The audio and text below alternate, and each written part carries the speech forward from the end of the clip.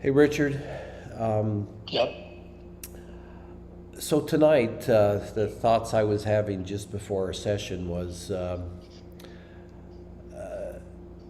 I'm starting to feel like I'm getting up in years, and I know you're older than I am, and I know that we've both let business consume our lives, Yeah. and uh, and at the end of the day, we both are in a position where you know we could work a couple of hours a day and get what's necessary done. And the rest of the time, we could be using our time, as if each day is the last day of our lives, which, it could be any day, right?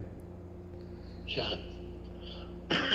And so, what would that look like? Because I know, in your case in particular, you're very driven. You're kind of obsessive about making sure everything's done and everything's done right and done on time, and you're frustrated with the fact that it's difficult to have a team in sync with you, uh, and uh, and be on the same page as to what you know you believe is vital and necessary, and somehow that doesn't always translate to the people you depend on to get things done. um, so if we haven't figured out a way to not work in such a way that we're frustrated all the time, then it seems like what's necessary is, since we've both spent a lifetime searching through different ways of self actualization, becoming free consciously, spiritually, awakened in some way, where, we transcend the normal limitations on consciousness and ability, and so but yet the end result is still that we're living lives that are largely trapped, trapped by our own insanity, that what we do each day is more important than what could be done if we just went ahead and woke up and realized what's truly important for ourselves.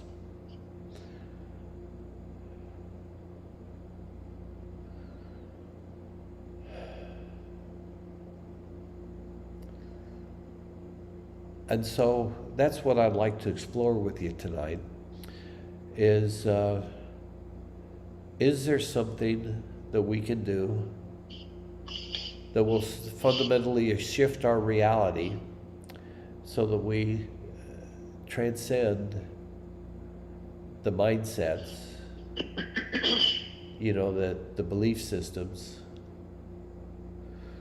that haven't been serving us well and living a life where we feel grateful to be alive, joyful in our communications and time that we spend with others. So we both know that the core of our nature is unconditional love. The body itself, is birthed by a universe, which has to mean that the universe is conscious and set up things in such a way that a life like yours is possible. And so you're a manifestation, your body is a manifestation of universal consciousness, and seemingly an eternal one, not one that comes and goes. And based upon the evidence of it supporting all life, all consciousness, allows a completely free to experience the reality as you choose for it to be,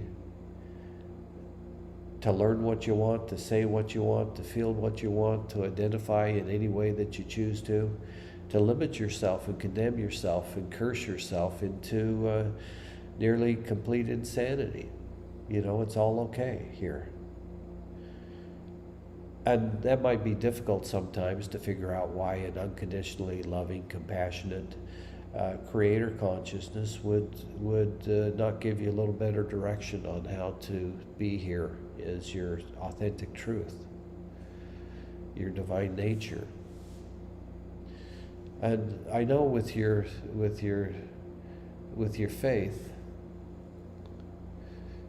that Christ said some things that, if you look at some of his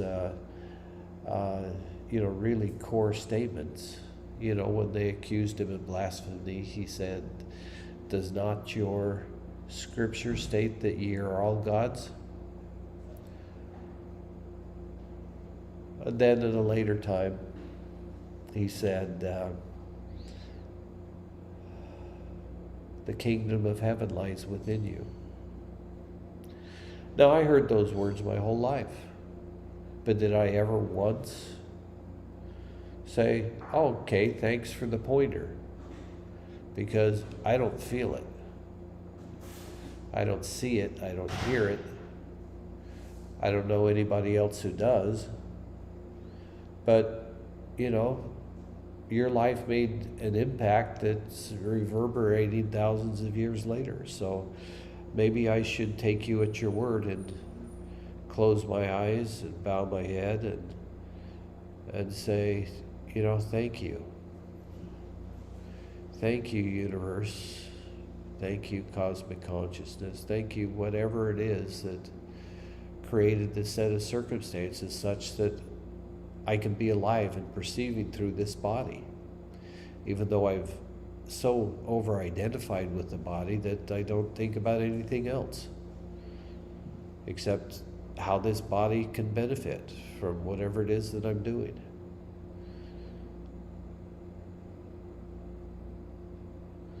Well, there's only one way that your body actually can truly benefit from everything that you do. And that is that all the filters have to come off. All of the belief systems, all of the thoughts, every time you ever chose a side on anything, politically, the other side is fucking nuts. But that's their same view of us. And so you can't take sides. God allows both sides to exist exactly as they are, exactly as they choose, so that they can have the experience that's a result of their choices. It's a free will, free choice universe. So how, in a world that's demonstrably insane, virtually everyone we've ever met, except my mom, and, who do we know that didn't forget that they're love?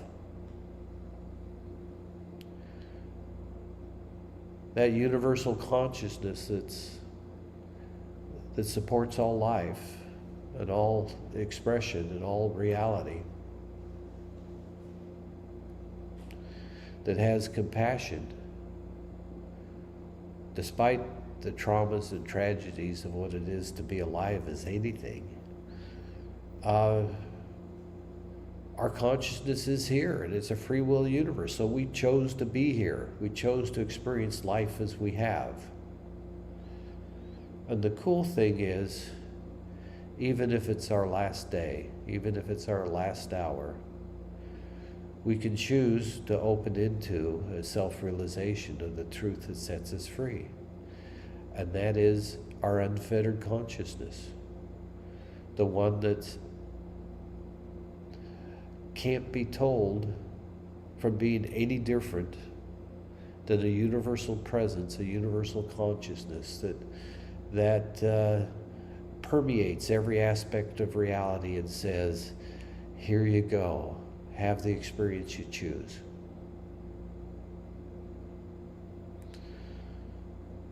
So that consciousness that's universal, if you go to a Christian God and say, okay, there's God the Father, and God the Father is omnipotent.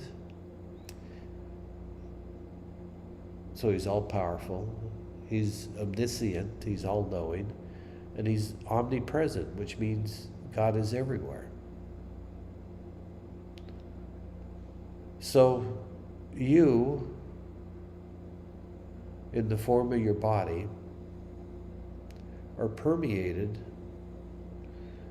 not just an energy outside your body saying, pay attention to the divine, feel this, look at this, get an understanding for this. No, because in all of that, you're denying that truth within your experience of yourself. And like Christ said, the kingdom of heaven lies within you. So if you only see the divine, if you only see the transcendent and the universal and the eternal as something that's not you, then it doesn't matter what process you use. It doesn't matter what path you're on. You're not going to have the experience.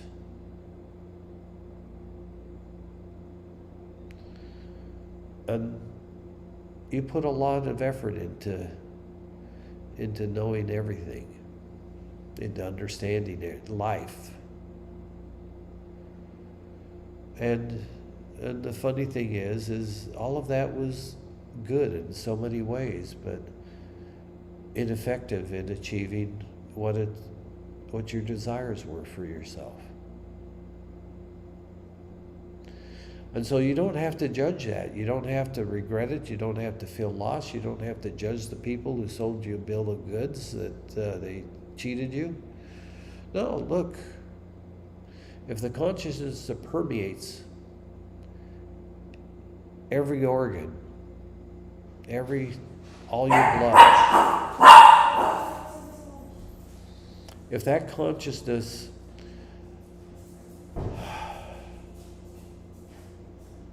permeates every cell, every molecule, every atom. In fact, there's no place, there's no part of you that you could experience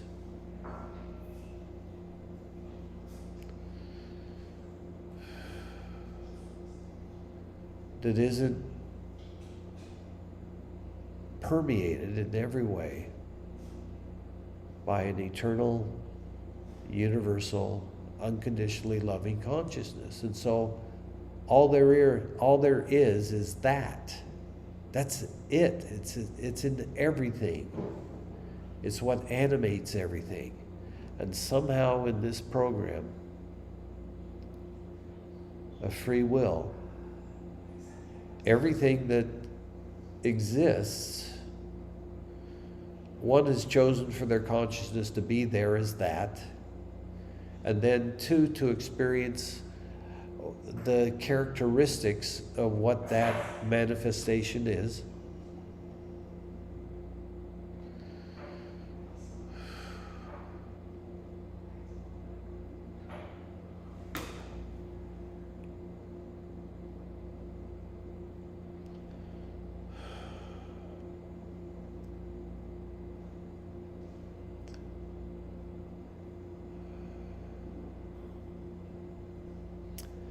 Yeah, just give me a minute.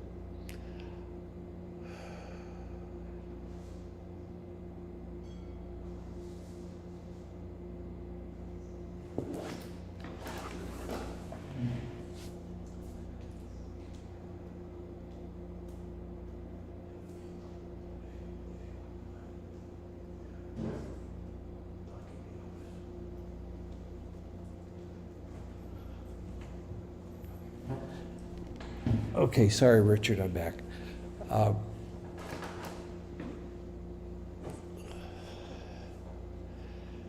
So the only thing that exists for sure is a universal and eternal, unconditionally loving, benevolent, beautiful consciousness. Everything else is a temporary creation, transmuting from one thing to another, slowly or quickly, but always in the process of becoming something, existing as that something, and then becoming something else as its structure and its contents, degrade over time. And so you have to look at yourself as that too. So if your body is not an eternal being, it's a temporary creation,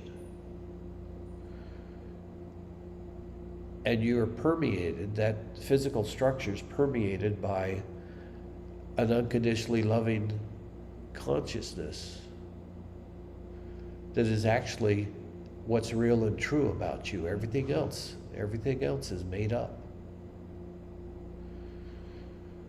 Then why isn't that consciousness self-aware as the identity, the ego, and the experience of I'm this person, that's me? Well, why would we prefer to act out a role that is created based upon the family we were born in, the religion that we adopted, the schools that we went to, the TV shows that we watched, and everything that everyone ever told us, everything we ever said, everything that ever impacted us in any way, positively or negatively, physically or emotionally. And then we ride that story to the end. This is my life. This is how I became me. No, it's not. At every point, in every second of your life, you had the choice to feel a different way, to see more of the truth that encompasses all points of view. Not a truth where one person's right and the other person's wrong, but a truth that transcends the conditions of life, the contexts of life, where there appears to be a victim and a victor, a winner and a loser. And in best cases, a cooperative, fair and conscious partner or mate. And but you can't count on that, and you can't change your life as it is in terms of you can't be a 20-year-old woman tomorrow with a full checking account. So given the circumstances, the physical circumstances of your body, that it carries in it on a cellular level and a DNA level, every memory of every experience of every second of your life and every second of your parents' life prior to conception, and every second of your grandparents' life prior to that, and eons of that, all encoded in the physical structure of your body. So how do you erase that? What process erases that? Well, no process that anyone ever taught me does that. At least not to the point where I learned it and used it and got the benefit of it.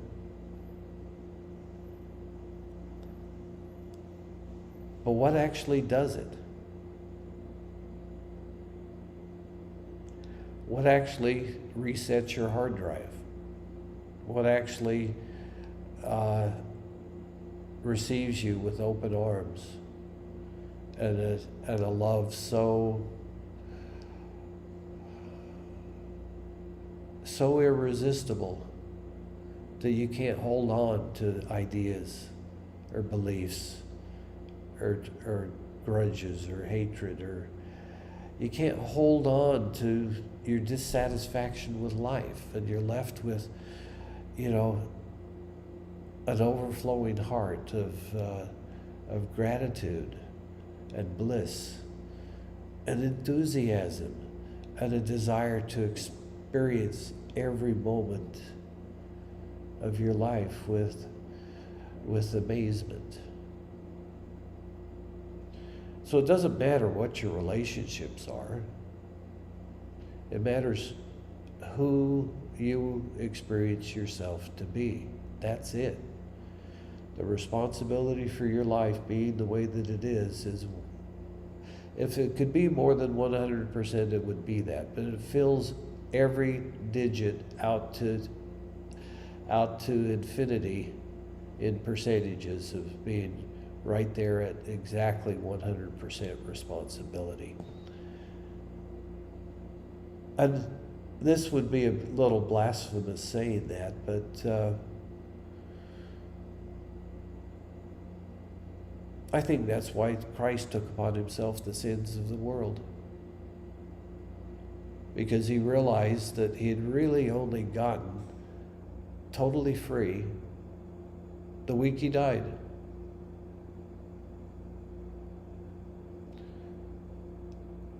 And as he fully took upon his self-awareness, that of the Father, which means that which is universal and eternal, and supports the universe reimagining itself in every possible way for eternity. And so in this moment, with that level of support, what are you holding on to and why? Because the only thing that you have to do is say yes.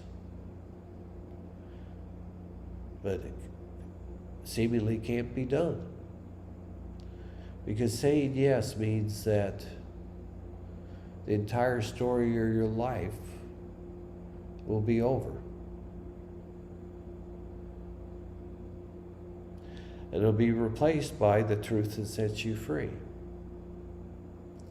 which is so foreign to our personalities and egos that it's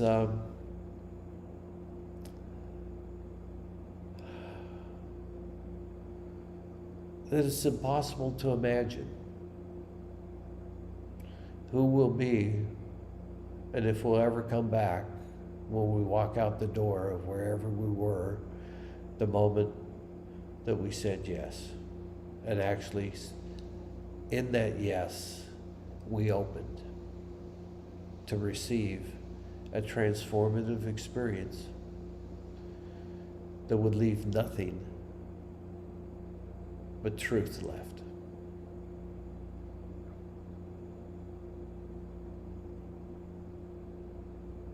So can you get to the point, I mean, we don't have that many years left. I mean, we could lie to ourselves and say we got 20 or 30, but we don't really believe that. And God knows, you know, a heart attack or a car accident or any one of 1,000 things could make tomorrow our last.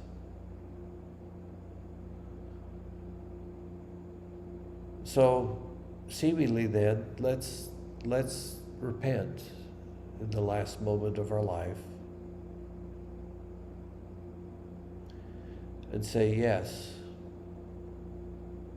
to the truth that sets me free. You don't have to define it. You know what it is through your lifetime of experience with consciousness of all types.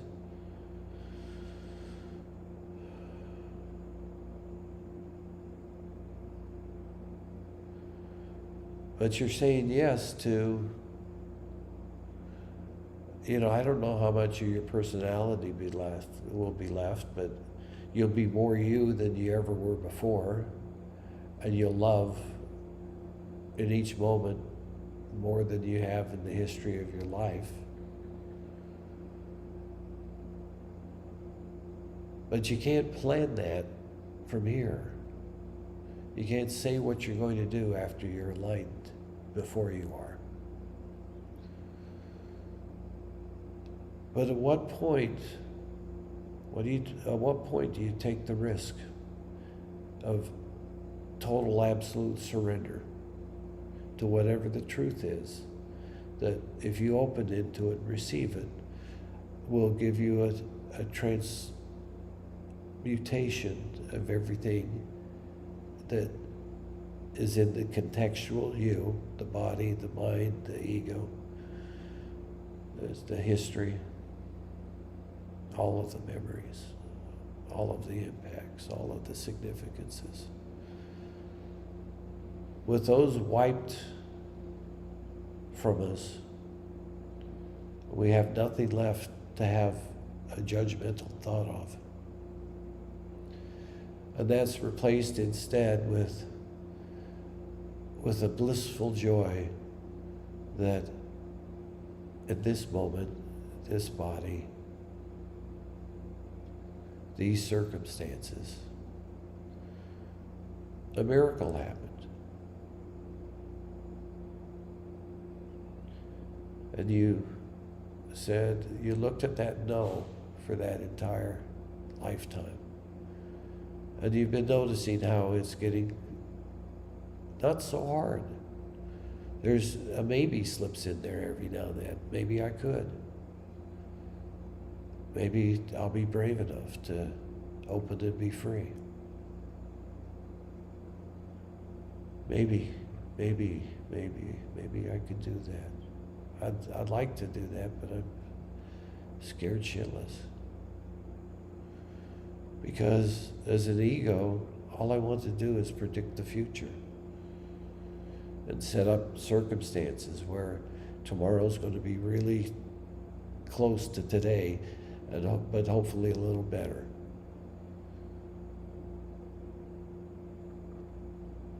Hopefully I eat one less donut.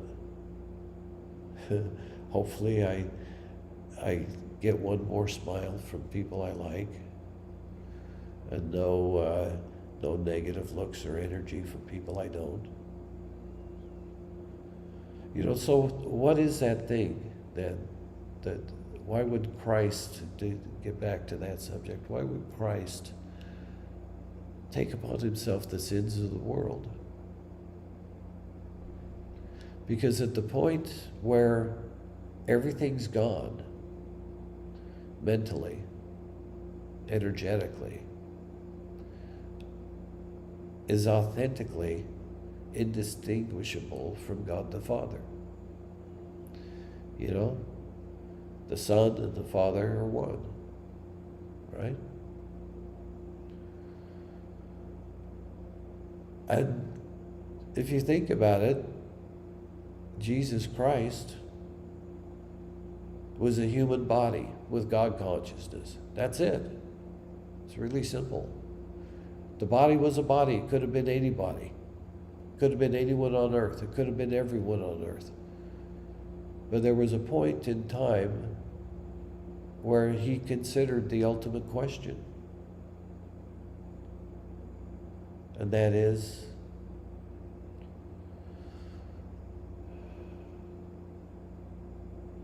am I God?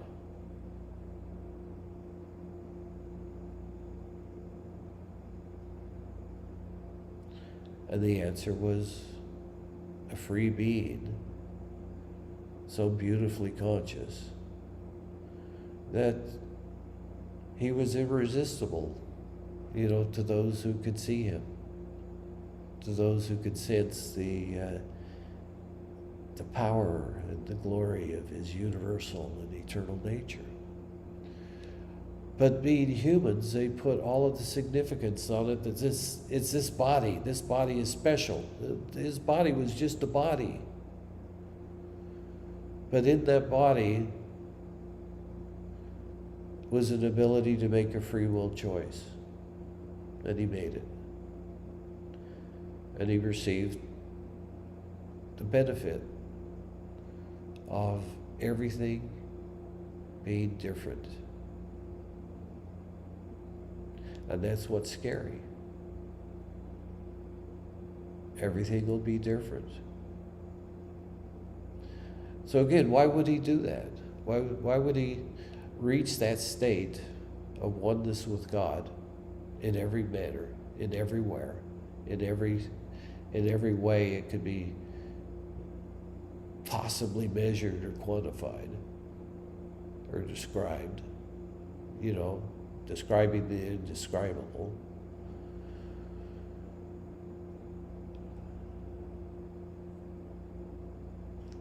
Why would he then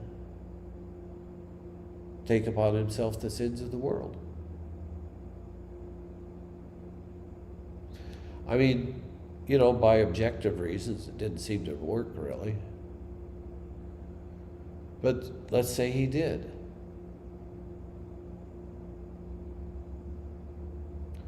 And so, since he's one with the Father, now his consciousness holds the earth in his palm. It feels how every individuated consciousness is connected to every other individuated consciousness in the entire universe. It's just a web of connections, and that's how entangled particles happen. It's just instantaneous across from one side of the universe to the other. So when a consciousness awakens to absolute freedom and absolute truth, and that consciousness, the consciousness is already that. But when a consciousness perceiving through a body, as a personality, as an ego, when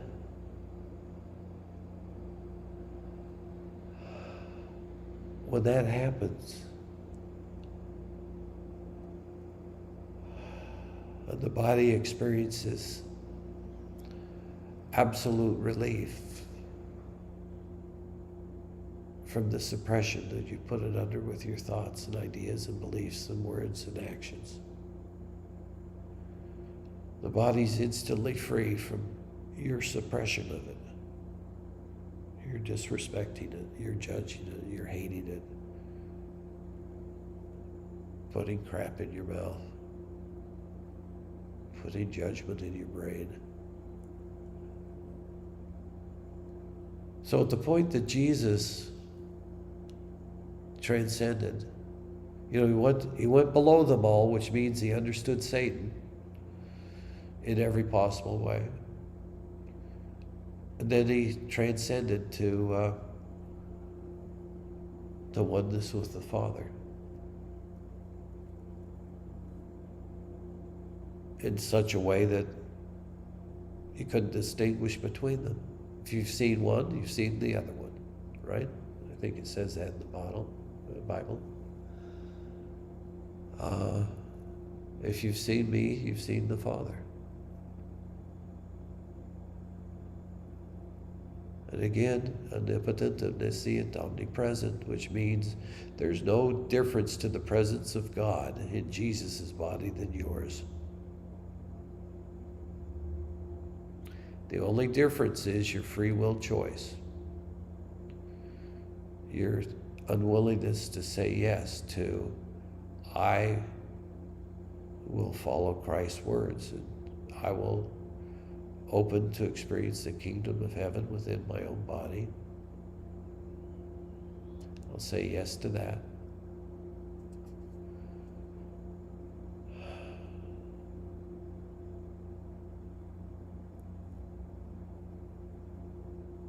And then I'll say yes to experiencing truth in such a transformational way that everything that was constructed in my experience of who I am,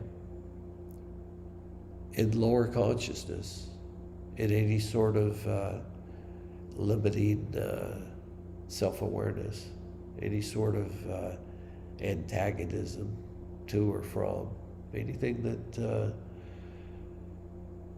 that was created in anger or regret or jealousy or pain or any kind of suffering, any kind of judgment of anyone else.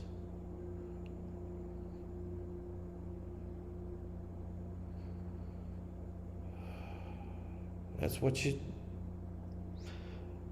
get to be free of. So your personality, your ego, your experience of I am, Richard, that's the lie.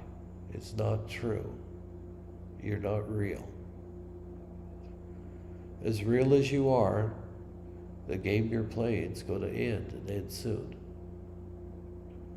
But wouldn't it be interesting on what could happen to you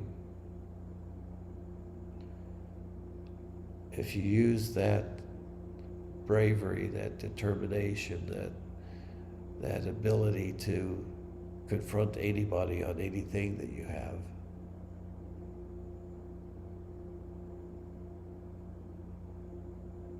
What happens if you just took stock of yourself right now, feeling everything that your body can feel, feeling everything that's stored in your brain,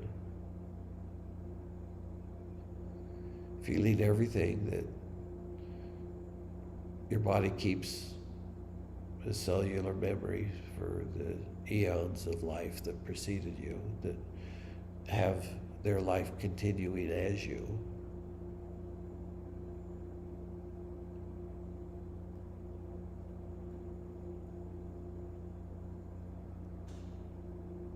When somebody says yes, and how many people have done it, I don't know. I'm doing everything I can to get out of my maybe, or maybe I'll take a good look at it, or, how can I do it and still be me type of stuff that you have to go through before you actually say yes.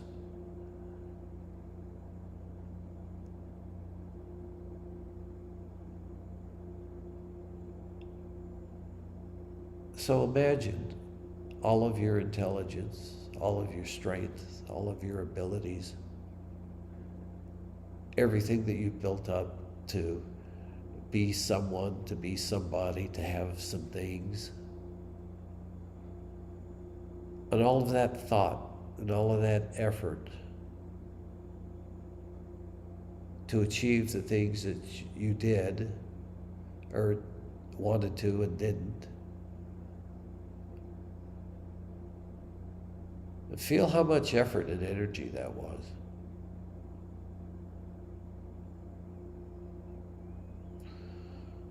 Almost incalculable. And yet, your whole life, you were aware of that verse that said, the kingdom of heaven lies within you. Does not your scriptures state that ye are gods?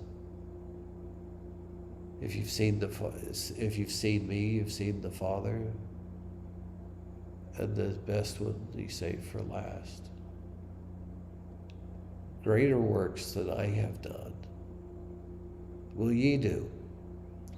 Now, in my judgment of the Christian faith, everything is beautiful about it and everything that's weird about it.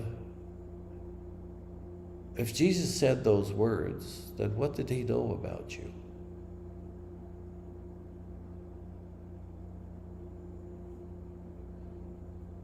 If Jesus, who if you saw him, you saw the Father, and the Father's omnipotent, omniscient, and omnipresent.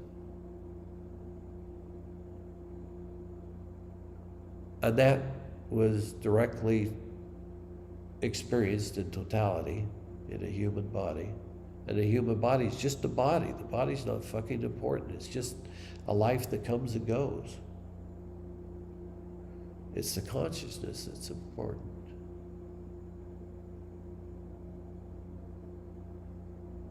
And it's awakening within the dream of life, waking up in that dream, and then moving in life, having that body, having those relationships, having those connections. But if somebody sees you, they've seen the Father, that consciousness, I don't know. How brave do you have to be? Does somebody have to be braver than you? More aggressive than you? More powerful than you? I don't think so. In fact, I'm nearly absolutely sure, as much as one could be, that the answer to that's no. So if you have the opportunity, which you do, and the possibility of that same experience, he says you can have a better one. He says you can do more and better than he did. And why would he say such a thing? Why would Christ say that to his followers? So they wouldn't fucking follow him.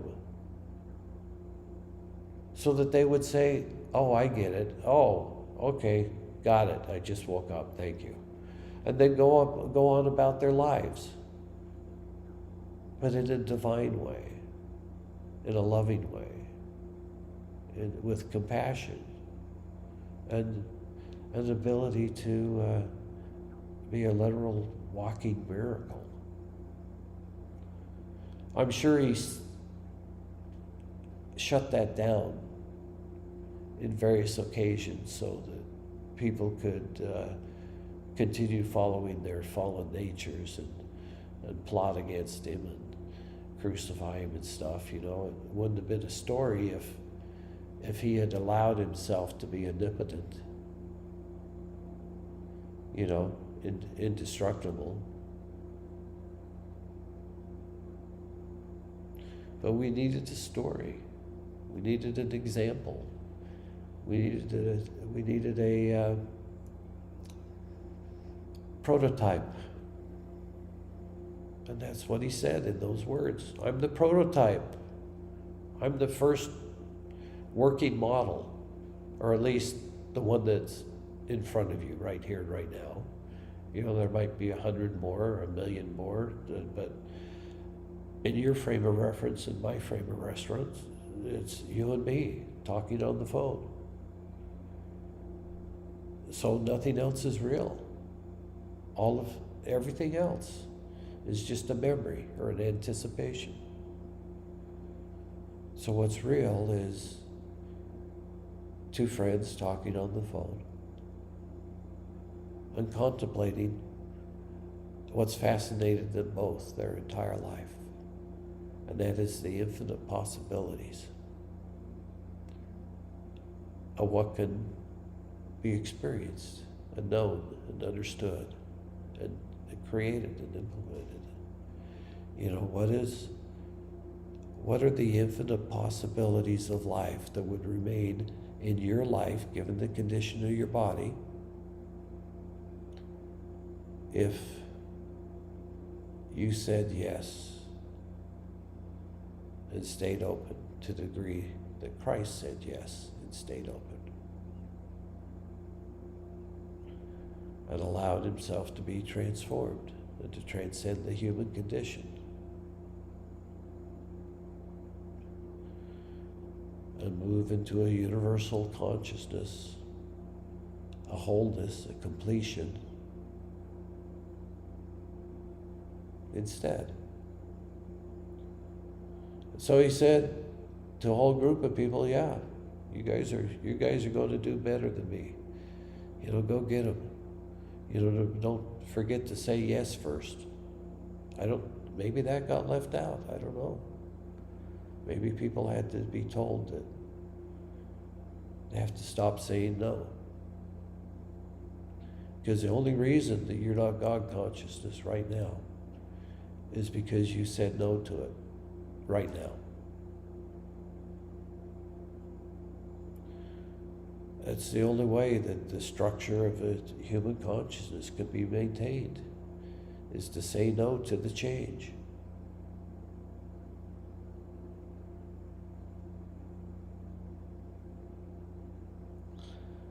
I'm tired of it. I'm tired of saying no. I'm tired of suffering and living in fear and, you know, wishing I had a girlfriend again, you know, stuff like that. And the transcendent heaven is right here, right now, already. The only reason that your reality is configured the way that it is because reality configures to match who and what you present yourself to be to others and to yourself. So reality sets up the game board based upon your rule book as to this is Richard, this is my personality, this is my abilities, this is my memories, and these are my circumstances. And then the universe goes and says, okay then, game on. And things that polarize against you, naturally happen. And then those interactions happen. Things that see you as a blessing or see you as a benefit in their lives, that now that's your team. The people who like you and appreciate you and value you. But then we go on about, saying how bad other people are. What's wrong with them? It's endless for every person. It's endless the amount of things that are wrong with them. You've only got one job, and that is to experience the kingdom of heaven in you. And there's only one time that can happen. It can't happen in the future, and it can't happen in the past. Or if it does happen in the past and the future, the focal point of the explosion of that reverberating throughout the universe can only happen now.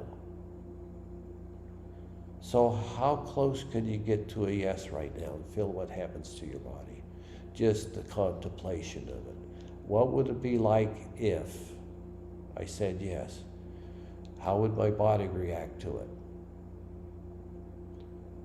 What sort of experience would I have of myself?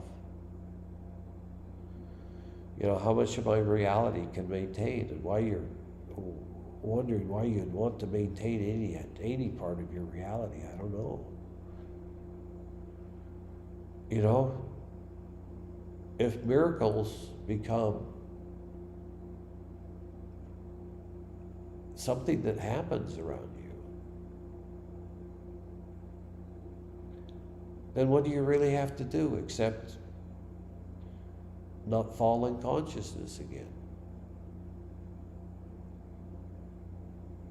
Because you were already always that. There was nothing that you ever had to do to be worthy of it. You don't have to be worthy of the truth. All you have to do is be open to it.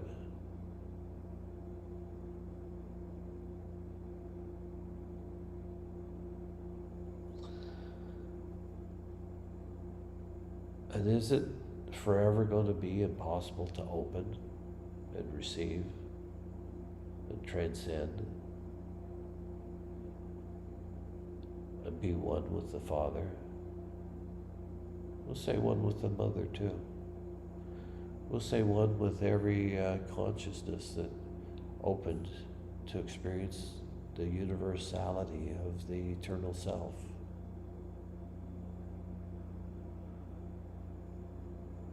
So feel that twinge of, maybe that would make my life better. And what do you have? What's the price of admission? You know that. It's everything. You hold on to nothing, not even the clothes you're wearing. No plans, no obligations, no debts, no assets. Death to the past that lasted up until a fraction of a second ago. A life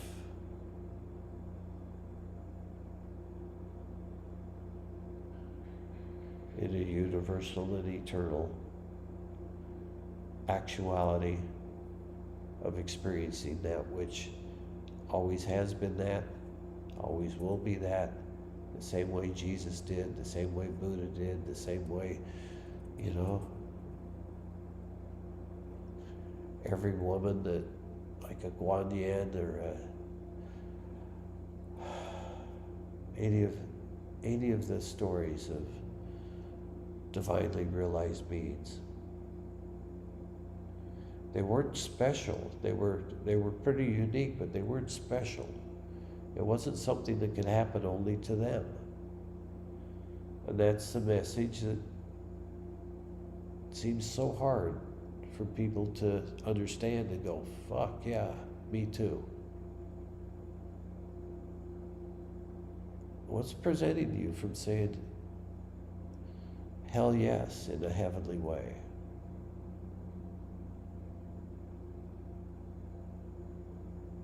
What is it? What's so fucking valuable that you won't trade it for heaven?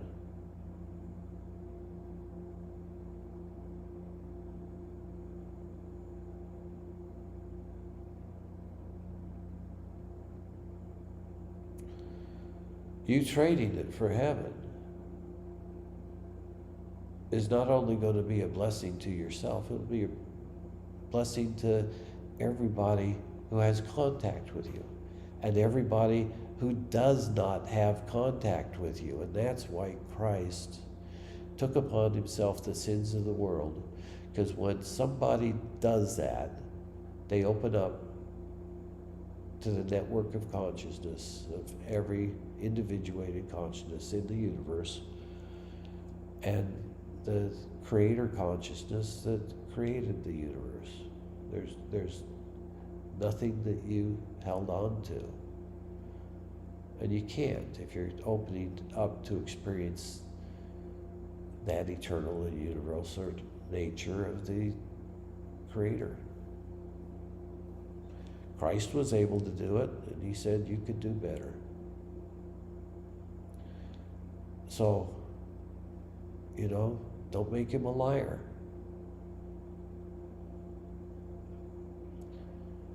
Don't say that you did the best you could. And you didn't meet the requirements.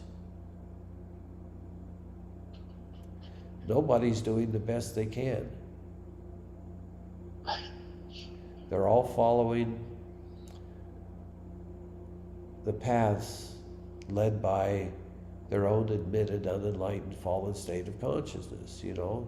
They might lie to others about that, but they know the experience of themselves and within themselves, and they know it's shitty, even when it's great. No matter how well you do in life, no matter how much you've created the perfect Garden of Eden for yourself and filled it only with flowers with no thorns and you know, every beautiful thing you can imagine, that's still just being a human experiencing the body successfully and being responsible and observant and handling things in such a way that the world wants you to live like that. You know, who would absolutely say, yeah, that's it for me, that's what I'm doing? Well, everybody would, and that's what everybody's striving for,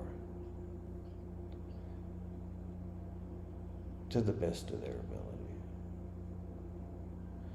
And some achieve success, and some don't, and some achieve great success, and some people live absolutely amazing lives.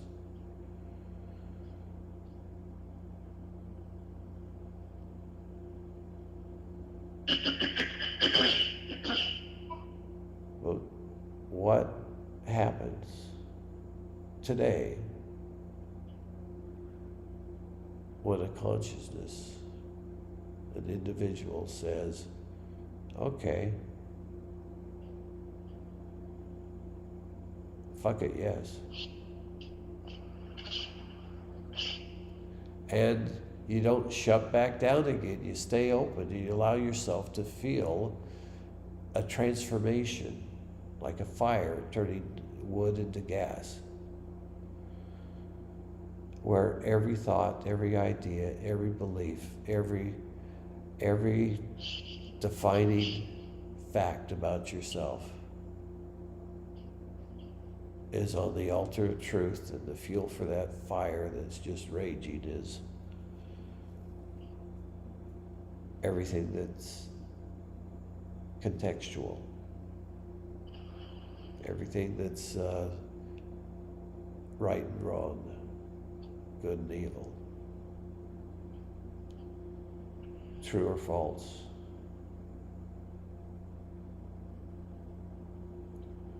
You don't need the rules, you don't need the knowledge, you don't need the explanations and maps of reality from other people.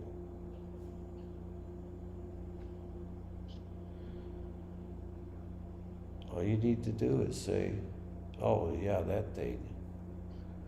There's a truth that will set one free. The kingdom of heaven lies within. If you've seen me, you've seen the Father. By the way, you'll do better than me if you do the same thing as me, because I was a prototype, and at the end I figured it all out, but my time's over.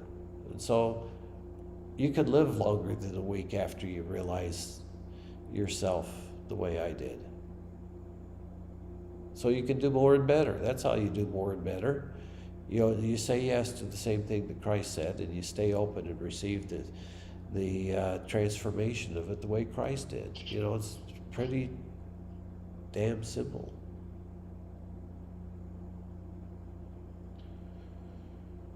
And how do you do it?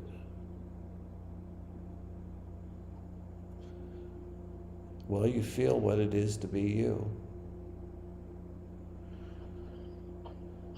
You find a little gratitude in your heart, and you say, thank you, buddy, I love you.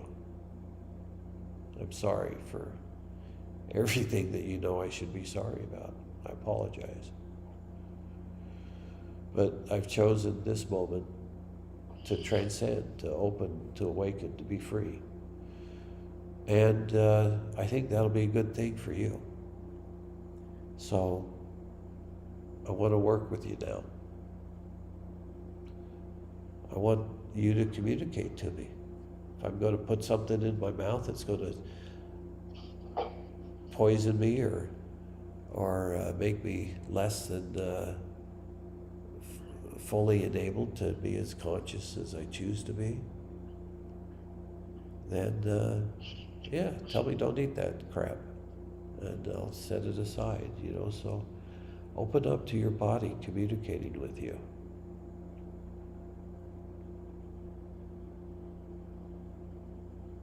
And allow it to be profound. Allow it to be cathartic. Let your body purge from everything you've done to make it suffer.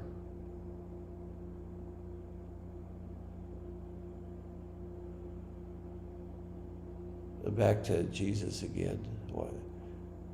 So he's fully there right before he dies. He says all of these things. And he takes upon himself the sins of the world. So why would he do that? Everybody's God. It's just a bunch of bodies in God. It's a bunch of bodies in God. That's what earth is, a bunch of bodies in God.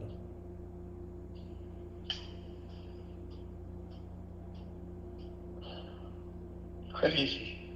Yeah. So... Right? Yeah, you're just one of the bunch of bodies in God. There is no you. There's a body with its story and its history, but that's not you. That's just shit that happened to a body. You're not the body. You're something else. But you've identified as the body. You've identified as a personality. You've identified, as a group member in a lot of different groups that know one thing for sure, that they're the right group and everyone else is wrong to one degree or another. I think there's like 1,100 different sects of Christianity. Which one's right? The one that doesn't argue about it would be a first clue. The one that doesn't say other people are wrong, even though they are, would be another clue. They wouldn't argue about what truth is. They'd be too busy living it. They'd be too busy amazed and just grateful for the opportunity to love whatever it is they're looking at in that moment.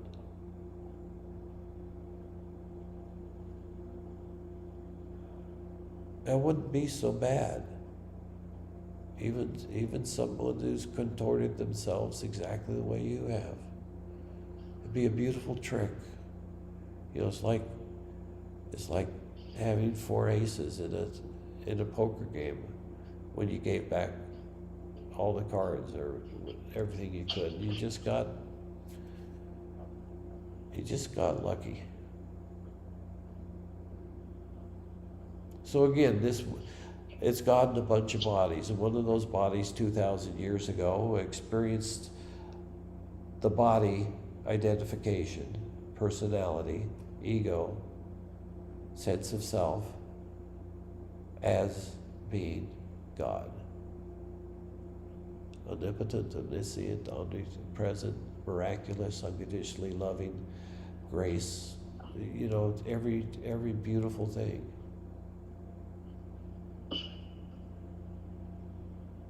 And again, he said, yeah,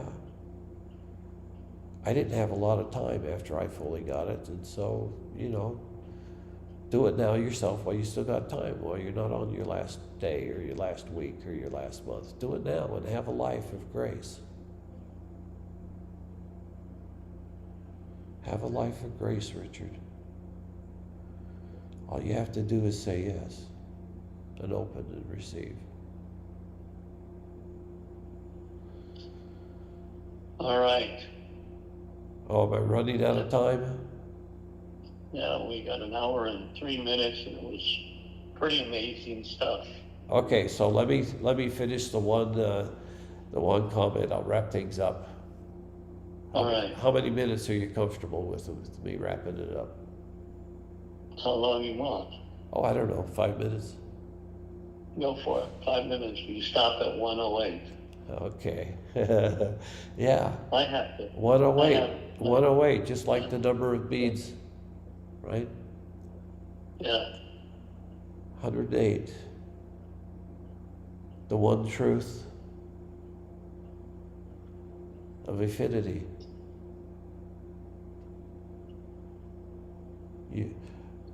One, 0 means whole. It's complete. And 8 is infinite. So when you open to the truth, it's your oneness, it's your wholeness, and now you're infinite. Somebody can experience the universe within their experience of you. And I know I've been talking for an hour about it, trying to get to the end of saying, why would Christ take upon himself the sins of the world? Because he had to. And what would make him have to do that? Because if he would have woke up when he was a child or a young adult, instead of waiting to the last week of his life, then as beautiful and as miraculous and as wonderful as the story is, that he was blessed from the beginning, but by his own admission, he didn't really get it until the end. And that means that every action, every experience that reality had of him, every person, every animal, every rock, every plant, all experienced him in a configuration that was less than the truth. And that's why he said, don't call me good, for there's none good except the Father which is in heaven. Okay, so he knew.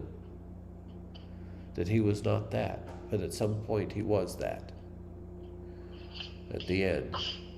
And so the fact that he wasn't that, even when he was enlightened, even when he was awakened, even when he was a power of presence and consciousness that people worshipped, that wasn't all the way. So the fact that he lived his life not all the way until the very end means that everybody experienced a nice story, a beautiful, inspiring man. But they didn't experience the universal, eternal creator until the end. And even then, he had to hold it back so that the end story that was planned could be completed. Because in the experience of a glory, of divine presence, you can't hold on. It can't be fought. It's an irresistible invitation to go back home and experience that same truth as your own, because it is. So that's why Christ took upon himself the sins of the world, was because he did give them that experience, except to a very few, for a very short time, at the very end of his life. And so he had to look at how his life impacted the universe prior to that point and realize that everything would have changed so much better for the world and so much better for the universe if he did spend 33 years as the truth instead of, I'm just suggesting it was the last week, I'm not sure. But for the makings of a story, to comprehend what I'm talking about, it fits. Good. So, That's good. so he, by his not being the absolute truth that he accomplished at the end, to one degree or another, cursed the world, and let people experience themselves with him, where he was buying into their shit as being real, and so treated them accordingly, less than the embodiment of God themselves. You know, and so that's the shift that's coming. Is everybody's going to experience everybody else as the embodiment of God, and it'll be a divine celebration of all life. And so you don't have to be the last one. You don't have to be the first one, but maybe you will be the first one to say yes. And if you are, and if you do it tonight, you can wait till we get off the phone, but take a moment and be real with yourself and say, you know, I know David's David the way that David is, but at the same time, you know, damn, I think he's right on this one. All right, David. So This one. say yes, Richard. Say yes to yourself. Say yes to your truth. Say yes to your freedom. Say yes to your wholeness. Let me really get into that off of this call, but that's really very powerful stuff you're saying. Really powerful stuff. I really appreciate you asking me for a session. I wouldn't have done it today if it wasn't for that. And it's not for you. I say these words only. They're for myself too. And so for me to contemplate these things for myself, to open and receive and to understand, you know, I need a connection. And you've always been a great connection for that, and I'm grateful. So we can talk tomorrow and get whatever business things done. Make yourself available tomorrow. I want to ask you a few questions because of what's going on in the background, and I need I need to know anything that you can tell me so that I can basically, you know, Yeah.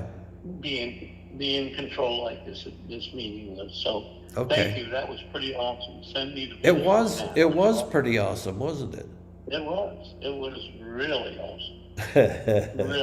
Really, really awesome. Well, You thanks. know, I mean, that I want to have my wife listen to this later when you send it to me. Actually, You know, I've only got like 70 followers on YouTube, and it's rare when somebody listens to a recording. It's usually just it's usually just the person I do the session with. But this is a live YouTube feed, and no, send it. and No, it send it. and Send it. I'll send you the link. It's usually No, I takes mean, about. send it to people. Send it to people. You know, a lot of people need to hear that. I mean, there was a lot of truth in that. Yeah, A lot yeah. of people need to listen to that. I mean, it's, you know, what you're saying, you know, Well, what is it called? despite all of the silliness that we've had in our business dealings and stuff, I appreciate what you just said, and you're right. And maybe we should have part of our conversation instead of how to manage and fix up our past mistakes and Well, uh, I'm not blaming you for anything. I know, I know. But what I'm And suggesting. it shouldn't be on this tape. What I'm saying, Richard, is the gratitude that you just expressed, and I agree with you. And I'm just saying, contemplate saying, would it make sense for me to give David a little push, so that he shares better, and maybe I'll share some of this for him, or something. Find a way to kind of gently participate and do what you know how to do. You know how to blow something up. You know how to market. You know how to promote. You know how to, and I'm not asking you for any kind of commitment. I'm just saying, if you have an idea and you're inspired about it, and it's something you can do with a phone call, or like buying a sandwich, then do it. Yeah, well, just send it to me Yeah, I'll send it and to take them. I'll send it to you shortly, and I have some expectations, Richard. I think that you're going to confront yourself, and I think that you're going to forgive yourself and allow yourself to say, what should the punishment of all of my sins be? Should it be eternal damnation? Should it be a lost and fallen consciousness that's misidentified? No, the punishment for sin is salvation. If you go to sleep, you wake up again. It's automatic. You go to sleep at night, you wake up in the morning. It's morning, and so it's time. So. All right, buddy. Thank you. All right. Good night. Thanks. Bye. All right. God bless me. See you. Bye.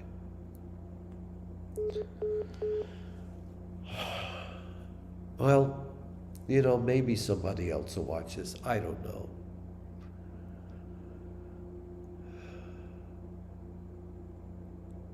But I did it live, and I had exactly 0 viewers, so it doesn't really matter if anybody does or not. What matters is if I do, and if Richard does, and if we do, then we're going to behave differently. And if I feel like I need to share something like this with somebody else, then I'll do it in a way that the people who would benefit by it from their own point of view, that somehow there's an easy, beautiful way for them to have that experience and to receive. So, on that note, whoever you are, whether I know you or not, everything I said for Richard is for you. You know, it's for your, not just your contemplation, but your actual dedication to observing how absolutely immovable your no is to that experience for yourself.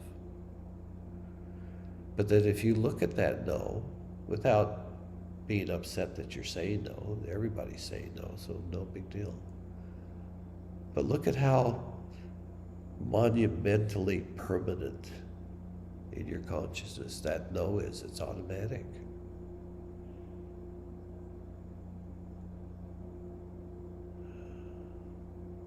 It's magnificently automatic and effective. It's knocked you completely unconscious. Put you completely in a spell, completely asleep, completely living in a dream world. As a thing that you're not.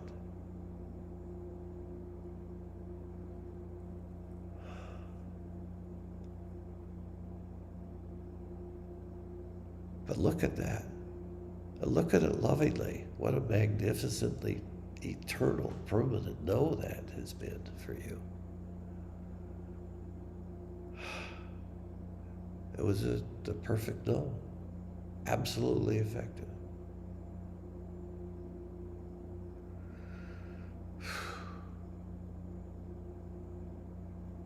Beautifully done. Well done. You found a way to make a no so complete that you've never been able to change your mind. But look at it. To me, it was all black and shiny and big and monumental and stuff, but now it's a little bit faded. You know, it's not shiny anymore. And it seems to be blurring up a little bit. The edges aren't so sharp.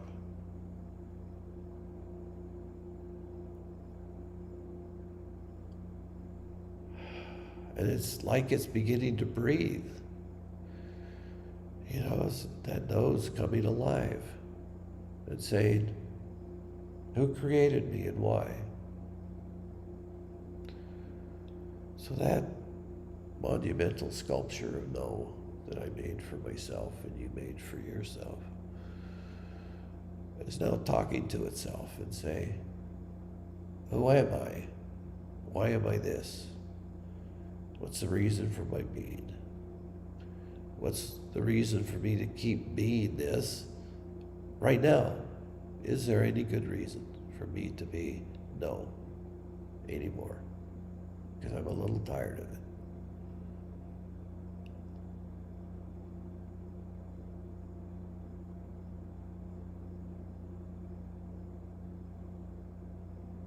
There's no good reason left, you know? This could be your last hour of your last day of this life. So when are you going to say yes? You think you've got time to wait? No. If you don't say yes now, do you think you ever will? So look at that no until it can't hold on to the fabric of its beingness. Look at that no. Not with anger, not with judgment, just observing it with you being fully conscious and fully focused on it. On your observation and experience of the results of that no.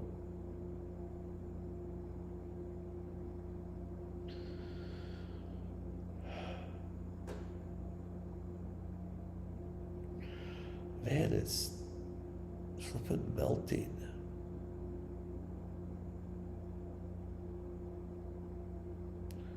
Now it looks like some sort of modern sculpture that someone lazy slapped together.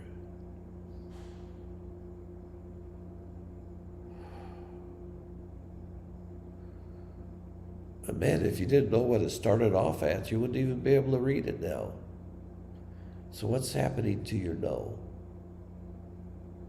It doesn't know that it's no anymore.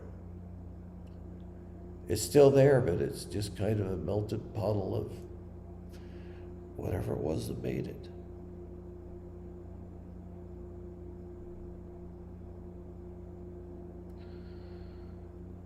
So the no was ended. Now what?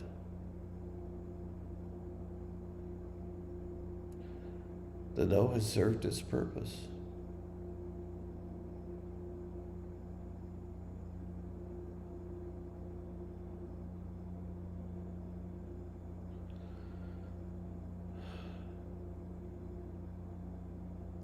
So what are the options? We could make a new no. A lot of good reasons to do that, seemingly, for an ego. You know, I don't want to be different. I don't want to stand out. I don't want anybody to think I'm special. I don't want to have an unreasonable amount of consciousness and self-awareness and understanding and wisdom and power and ability. I don't want to have everything that everybody else wants but can't have because they demand that they still be them, which is a fabricated lie out of whole cloth. You can't save a lie. The truth dissolves all lies. And your personality and your ego are covered by lies that affect every experience that you have of yourself and every experience that others have of you. So much that you might as well be in a dream.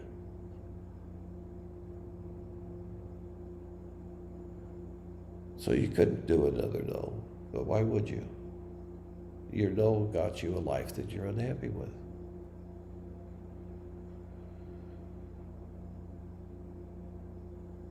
So what happens when somebody awakens? Well, it seemed like a lot of people like Buddha afterwards.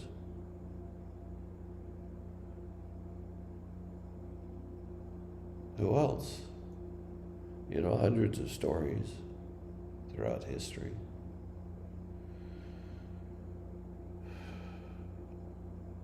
And I think everybody kind of lets themselves, after they've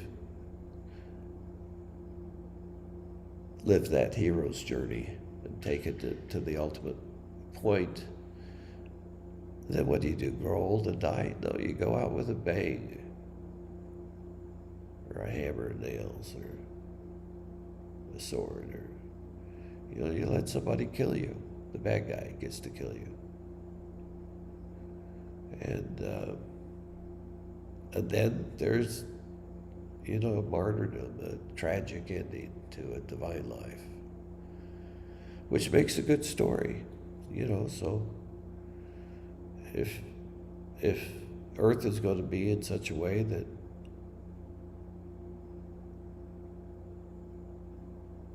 it's going to need stories to inspire people, God, I hope not.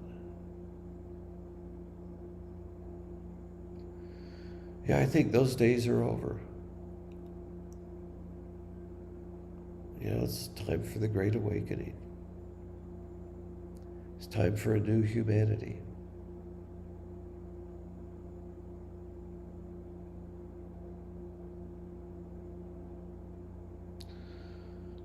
It's time for a new humanity, beginning with you.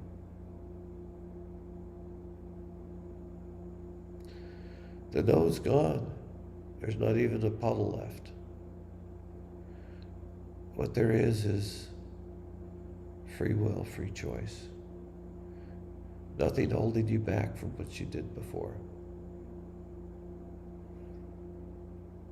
Just the moment of now. And you're contemplating whether or not you're willing to open and receive a transformational shift, a quantum leap, by receiving a truth that sets you free. No more need to define it other than that.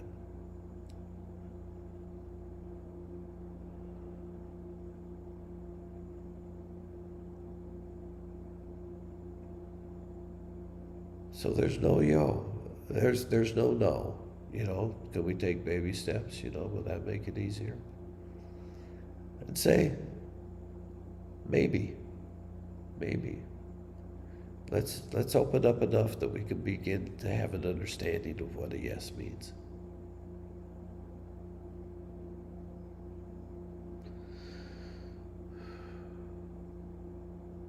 Maybe, maybe. Yeah, okay. There's some relief. There's some tension leaving. There's some gratitude for the opportunity.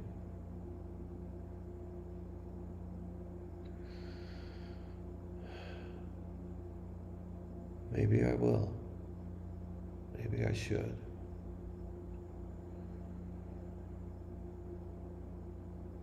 How much of me remains when all of this is gone? Whatever's left is all the truth that there ever was of you. You'll still be conscious.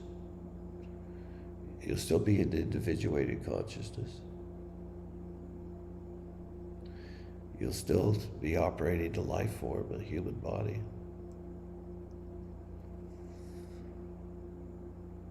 And you could probably damn yourself again if you didn't like it. So, yeah, maybe. It becomes a why not.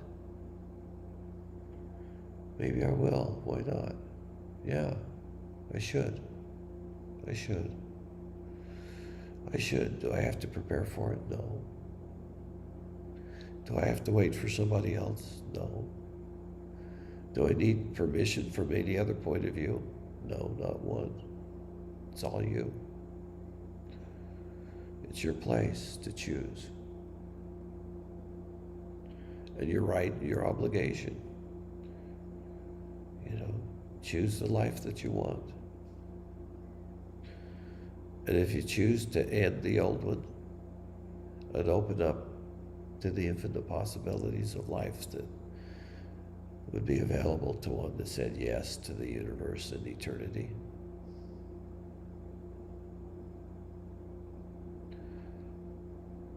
Okay, I'll do it. I will do it. I'm contemplating, I'm observing the yes coming into manifestation.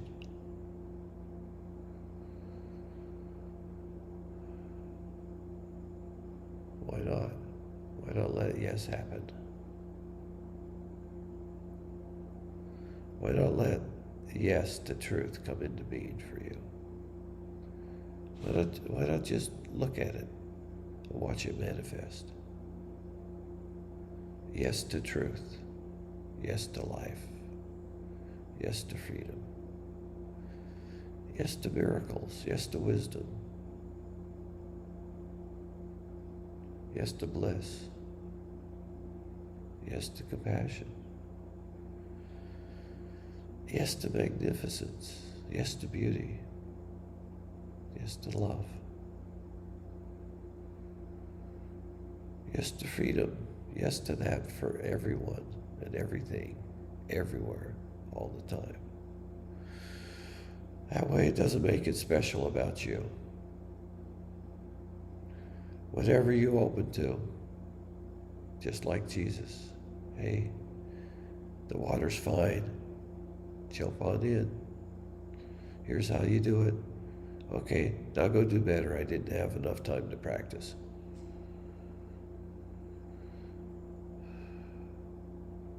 So let's play that game of yes to freedom. Yes to the universe. Yes to the eternal. Yes to the truth being me, finally. Yes to the truth that sets me free. Yes. Yes. Yes, of course, yes. Of course, yes. Yes to freedom. Yes to grace. Yes to joy.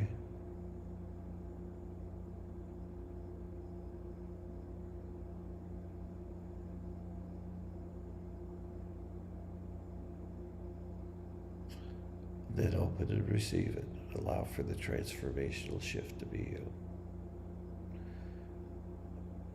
Allow the blessing of life and consciousness in its most beautiful expression possible, given the life that you have. And accept all of those miracles that you've been holding at bay, and allow them to transform you. Allow them to gift you with quantum leaps in consciousness and awareness.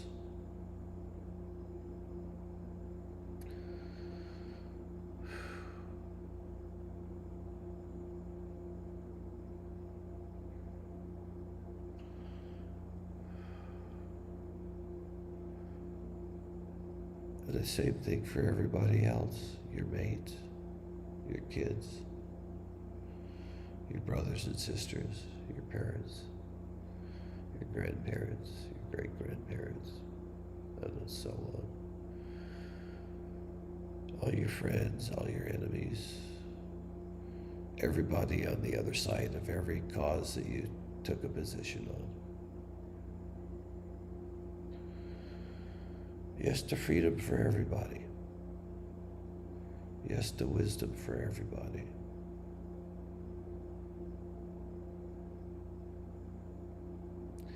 Yes to awakening to everybody.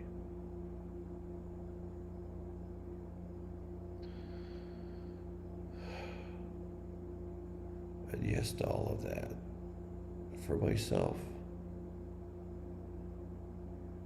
For myself. For this transformation. The changing of form, the changing of structure, the changing and opening and understanding of what's real and what's true.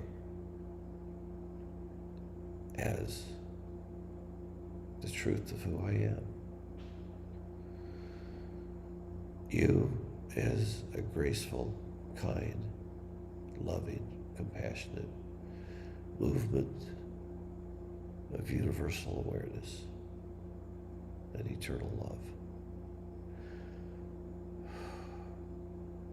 Yes, yes, yes, yes, and yes.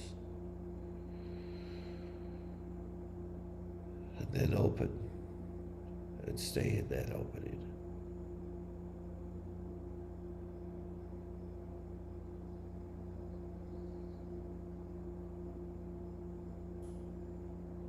And find out what it is for someone to be set free as your experience of yourself.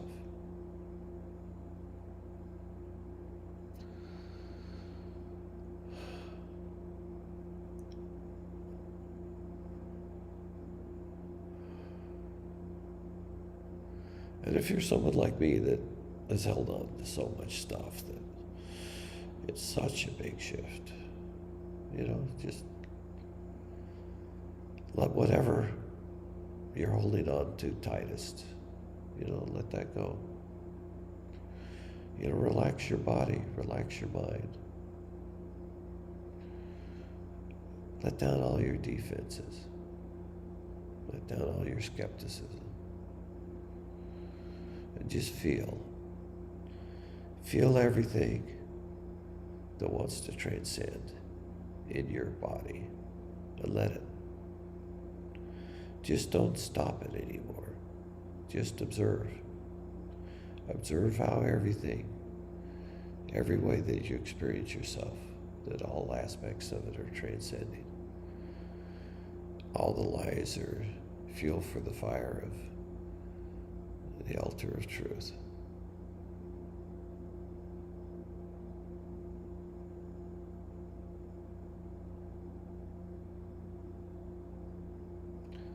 Yeah, why not? not in the game of life, of a life of lies, of illusions, of confusion, of judgment. All of those lies, allow them to burn on the altar of truth and unwind everything that causes you to identify yourself as a lie, as a pretense, as a personality.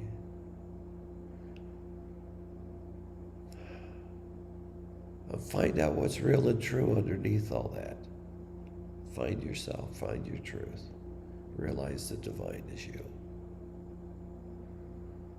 Just like everybody else did that ever did it, you know? You're just a body surrounded by a bunch of other bodies. But there's a bunch of bodies in God, and every body is a manifestation of God, because God is all there is.